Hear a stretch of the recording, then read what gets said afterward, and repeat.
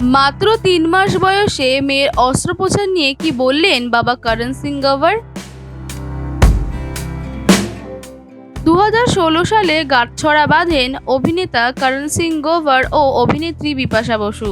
2022 সালে তাদের কোলে আসে কন্যা সন্তান দেবী। কিছুদিন আগে মেয়ের ওপেন হার্ট সার্জারি প্রসঙ্গে মুখ খুলেছিলেন বিপাশা। এবার একরত্তির লড়াই নিয়ে কথা বললেন করণ।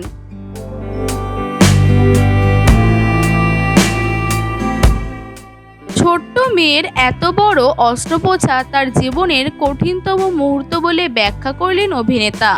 মাত্র 3 মাস যখন দেবীর বয়স, তখনই চিকিৎসকেরা দেখেন তার হৃৎপিণ্ডে 2টি ছিদ্র রয়েছে এবং সেটি অস্ত্রোপচার করা হয়।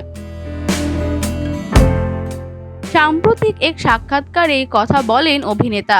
তাকে জিজ্ঞেস করা হয় জীবনের কঠিনতম সময়ের কথা। করণ বলেন, কিছু না কিছু তো সবসময় হতে থাকে। আমি খুব সৌভাগ্যবান যে খুব খারাপ আমার জীবনে কিছু হয়নি, কিন্তু একটা সময় ছিল যখন আমরা আমাদের মেয়েকে নিয়ে বড় বিপদে পড়েছিলাম। ওই সময়টা আমাদের জন্য খুবই কঠিন ছিল।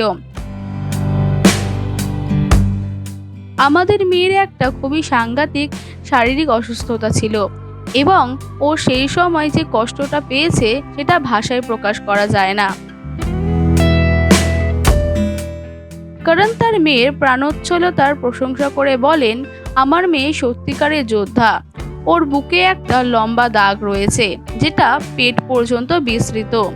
আমরা যা ভাবি তা জয় করতে পারি না, কিন্তু ও পেরেছে। ওর মাও পেরেছে সেই সময়টাতে জয় করতে।